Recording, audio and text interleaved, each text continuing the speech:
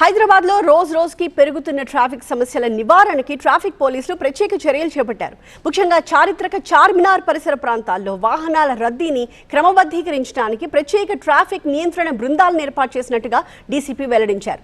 రద్దీ తీవ్రతని బట్టి traffic signal సమయాల్లో ఎప్పటికప్పుడు మార్పులు చేస్తున్నాము అన్నారు. పాత బస్తీ పరిధిలో ఇరుకైన రోడ్లు ఉండడం, మాల్స్ కి సరైన పార్కింగ్ వసతి లేకపోవడమే ప్రస్తుతం ట్రాఫిక్ జామ్లకు ప్రధాన కారణాలుగా పోలీసులు గుర్తించారు. అంతేకాదు నో పార్కింగ్ జోన్ వాహనాలను నిలిపితే కఠిన చర్యలు తీసుకుంటామని డీసీపీ హెచ్చరించారు. పాత బస్తీ నుంచి మరింత సమాచారాన్ని మా ప్రిన్సిపల్ కరెస్పాండెంట్ జ్యోతి అందిస్తారు. ప్రస్తుతం మనం మదీనా దగ్గర ఉన్నాము. చార్మినార్ అంటే ఖచ్చితంగా కూడా వివిధ ప్రాంతాల నుంచి వచ్చి ఇక్కడ ఉన్నటువంటి ప్రజలు కావచ్చు, లేదంటే ఇతర రాష్ట్రాలకు చెందినటువంటి వాళ్ళు కావచ్చు, ఈ హెరిటేజ్ ప్లేస్ని సందర్శించడానికి వస్తారు. ఇక్కడ కూడా మనం రెగ్యులర్గా చాలా ట్రాఫిక్ చూస్తూ ఉంటాము. అంతేకాకుండా మరొక వైపు ఇక ఈవినింగ్ అవర్స్లో మాత్రం ఆ ట్రాఫిక్ ఇంకా ఎక్కువగా కనిపిస్తూ ఉంటుంది. అయితే ఇక్కడ ఉన్నటువంటి ప్రాంతాలన్నింటినీ కూడా ట్రాఫిక్ డీసీపీ రాహుల్ హెగ్డే పరిశీలిస్తూ ఉన్నారు. అంతేకాకుండా ఈ జోన్ పరిధిలో అసలు ఎన్ని ట్రాఫిక్ పాయింట్స్ అంటే ఎక్కువగా అయ్యేటటువంటి పాయింట్స్ ఉన్నాయి అనే దానికి సంబంధించి ప్రస్తుతం మనతో మాట్లాడేందుకు డీసీపీ రాహుల్ హెగ్డే గారు ఉన్నారు. ఒకసారి మాట్లాడదాం. సార్ నమస్తే. ఇప్పుడు చార్మినార్ అంటే ఒక హెరిటేజ్ ప్రాంతంగా చెప్తాము, ఫలక్నామా ప్యాలెస్ కావచ్చు, కానీ ఇక్కడ ట్రాఫిక్ వచ్చేసరికి మాత్రం ప్రయాణికులు తీవ్ర ఇబ్బందులు పడుతూ ఉన్నారు. ఇప్పుడు మీరు పూర్తి స్థాయిలో కూడా ఇక్కడ పరిశీలిస్తూ ఉన్నారు. ఎటువంటి పాయింట్స్ని మీరు అబ్జర్వ్ చేయడం జరిగింది? అంటే కొన్ని ప్లేసెస్లో ఇప్పుడు ఇక్కడ రోడ్స్ చిన్నగా ఉన్నాయి, ఎస్టాబ్లిష్మెంట్స్ ఎక్కువ ఉంది. ఎస్టాబ్లిష్మెంట్స్ కొన్ని రోడ్ పైన కూడా షాప్స్ ముందులు కూడా ఐటమ్స్ పెట్టుకుంటున్నారు. వచ్చేవాళ్ళు పార్కింగ్ ప్లేస్ లేకుండా రోడ్ మీద పార్కింగ్ చేస్తారు. దాంతో ఇక్కడ మీరు చూస్తే కొంచెము ఇబ్బంది అవుతుంది జనరల్ ట్రాఫిక్ మూమెంట్ చేయడానికి. సార్, అండ్ రోడ్డు చిన్నగా ఉన్నటువంటి ప్రాంతాల్లో కొన్ని పెద్ద బిల్డింగ్స్ కూడా ఉంటున్నాయి. వాళ్ళ అపార్ట్మెంట్స్ కావచ్చు, ఇంకా ఇతర ఏవైనా సరే వాళ్ళకి సంబంధించినటువంటి వాహనాలు రోడ్ల మీదకి వచ్చినా కూడా అంతే స్థాయిలో ట్రాఫిక్ సమస్యలు ఎదుర్కొంటున్నాము. సో అలాంటి ట్రాఫిక్ ఉన్నటువంటి ప్రాంతాలు మీ పరిధిలో ఎన్ని ఉన్నాయంటే ఏం చెప్తారు? అంటే వేరే వేరే ప్లేసెస్లో వేరే వేరే ఉన్నాయి. మైలార్దేవపల్లి వైపు అటువైపు, పురాణాపూల్ టు దేవీబాగ్ అటువైపు, మీకు ఈ మదీనా ఈ junctions surrounding area, city college నుంచి మదీనా వరకు, అట్లనే ఆజాంపుర చౌరస్తా, మలక్పేట్ అటువైపు, ఇట్లా కొన్ని ప్లేసెస్లో ఇలాంటి ఇష్యూస్ ఉన్నాయి. అంటే పీక్ అవర్స్లో ఈ ట్రాఫిక్కి సంబంధించినటువంటి సమస్యను ఏ విధంగా మీరు ఓవర్కమ్ అవుతున్నారు? మనము ఎక్కువ మందిని పెట్టాము రోడ్ మీద, ఎక్కువ మందిని పెట్టాము. మన సీనియర్ ఆఫీసర్స్ కూడా మనం కూడా అందరూ వస్తున్నాము.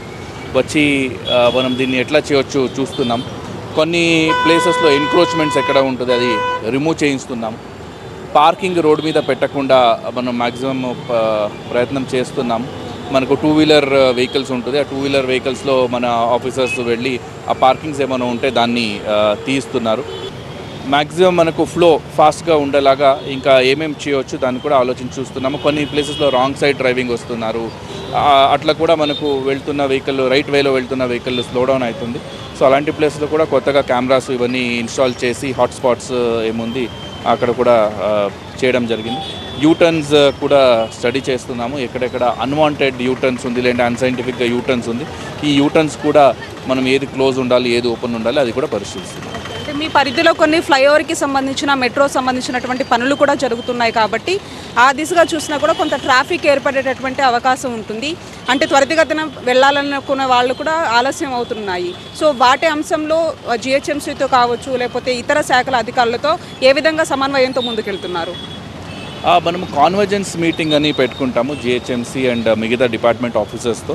సో మనకు ఏమేం ప్రాబ్లమ్స్ ఉన్నాయి, రోడ్ పాట్ హోల్స్ ఉండొచ్చు, సో ఇంకా రోడ్ మీద ఏం వర్క్స్ నడుస్తుంది మీరు చెప్పినలాగా అది ఉండొచ్చు. ఇప్పుడు మనకు సైదాబాద్ దగ్గర ఒక ఫ్లైఓవర్ నడుస్తుంది, 2.63 కిలోమీటర్స్ ఫ్లైఓవర్. సో అది ఒక 3 జంక్షన్స్ని బైపాస్ చేస్తుంది and up ramps, down ramps ఇవన్నీ ఉన్నాయి. అది ఓపెన్ అయితే డెఫినెట్లీ ఆ ఏరియాలో కంజెషన్ తగ్గుతుంది. ఇప్పుడు కన్స్ట్రక్షన్ జరుగుతుంది కాబట్టి కొన్ని డైవర్షన్స్ కూడా చేసాము. ఆ డైవర్షన్స్ ద్వారా కూడా మనకు ట్రాఫిక్ కంజెషన్ కొంచెము ఉంది. సో మనం కూడా తొందరగా వర్క్ కంప్లీట్ చేయడానికి రిక్వెస్ట్ చేస్తున్నాము. ఇప్పుడు వచ్చేది మళ్ళీ వర్షాకాలం కాబట్టి సార్, ఇంకా ఈ యొక్క సిచ్యువేషన్ డబుల్ అవుతుంది. సో అలాంటి టైంలో ఇప్పటి నుంచి ఏ విధంగా ప్లాన్ ఆఫ్ యాక్షన్తో ముందుకెళ్తున్నారు? ఇప్పుడు దాంట్లో మనకు వర్షం కాలంలో మనకు ట్రీస్ పడిపోయి ట్రాఫిక్ ఇష్యూ కావడము, వాటర్ లాగింగ్ అయ్యి ట్రాఫిక్ ఇష్యూ కావడం. సో ట్రీస్ గురించి మనము లాస్ట్ టైం ఎక్స్పీరియన్స్తో ఈ టైం ఆల్రెడీ ట్రీస్ ఏదేది పడిపోయే పరిస్థితిలో ఉంది దాన్ని ఐడెంటిఫై చేసి కన్సర్న్ డిపార్ట్మెంట్కి చెప్పి దాన్ని ముందే తీస్తున్నాము. వాటర్ లాగింగ్ పాయింట్స్ ఏమున్నాయి, కొన్ని ప్లేసెస్లో వాటర్ లాగింగ్ పాయింట్స్లో ఆల్రెడీ వర్క్ కంప్లీట్ అయింది. కొన్ని ప్లేసెస్లో మనము డీసిల్టింగ్, ఆ వాటర్ ఫ్లో వెళ్ళో ఏరియాస్లో లోపల చెత్త అవన్నీ వెళ్ళి అది క్లాగ్ అయి ఉంటుంది.